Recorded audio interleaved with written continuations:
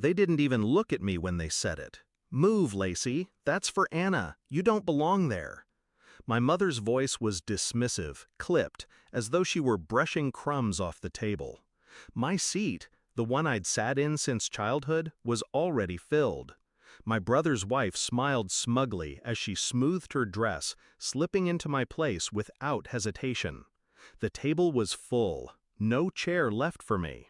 I nodded, silent, and turned toward the door. I could feel the laughter at my back. I could hear the whisper, "She's always been an outsider."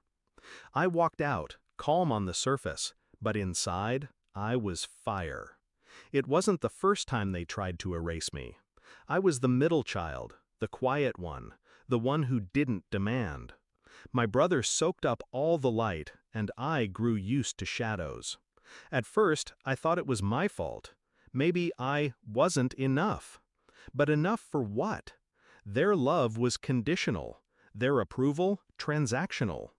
The first real fracture came years ago, when I discovered the truth.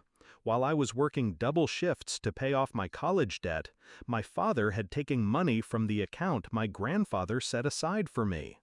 "Your brother needed it for his wedding," he said, as if it were obvious. As if my future was negotiable, disposable. That was the night I stopped begging for a seat at their table. That was the night I began building my own. The signs of betrayal were constant after that. Small, sharp cuts. My birthday forgotten while theirs were celebrated with parties. My opinions ignored at family gatherings. My brothers' wives taking what little space was left for me, until I was nothing but a ghost in my own bloodline. Each slight carved a new scar, and with every scar I learned. I didn't fight, I observed, I calculated. The plan began quietly. Grandpa was the only one who saw me, not as an inconvenience, but as his equal. He taught me about investments, real estate, the weight of contracts. He saw through my silence and recognized the discipline beneath it. When my parents cut me out of their will, I didn't argue. I'd already moved beyond their scraps. But Grandpa, he wanted justice. He signed the deed of his estate into my name. This house. The same house they were sitting in now, dismissing me. And I told him I wouldn't reveal it. Not yet. Revenge, like wealth, grows best in silence. So I let them mock me. I let them treat me as the expendable child. I let them give my seat away. Because timing is everything. And tonight, the stage was set. When I reached the door, Grandpa's voice cut through the room, gravelly, stern.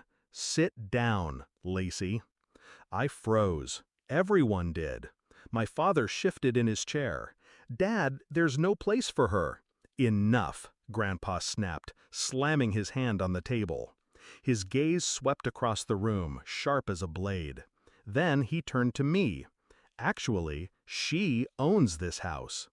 The silence was absolute. My mother's fork dropped against her plate. My brother's wife stiffened in my chair, her smug smile collapsing. I turned slowly, walked back in.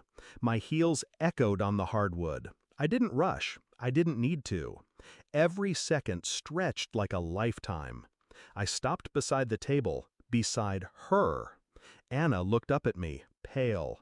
"What does he mean?" I leaned down, close enough for her to feel my breath. "It means," I whispered, "you're sitting in my seat." The collapse was beautiful.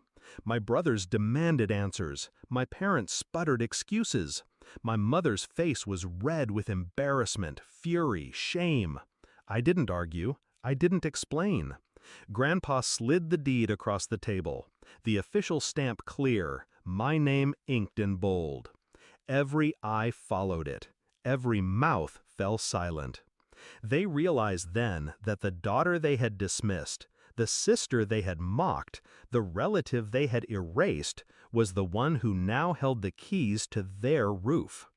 I pulled out a chair, not the one Anna had stolen, but the head of the table. Grandpa nodded, proud. Slowly, I sat. They watched me, stunned. "Dinner's getting cold," I said calmly, pouring myself a glass of wine. No one moved at first. Then, one by one, they obeyed. Forks lifted, plates shifted. No one dared look me in the eye. The power wasn't in the deed. It wasn't in the house. It was in the silence that followed. The silence of people who suddenly understood their own irrelevance. They had tried to erase me. Instead, I erased their illusion of control. That night, as laughter stuttered and conversation limped, I sat at the head of the table in the house they no longer owned.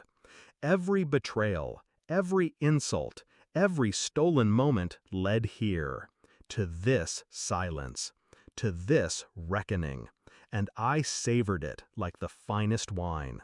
I don't need their love. I don't need their acceptance. What I needed was respect, and respect is never given. It's taken.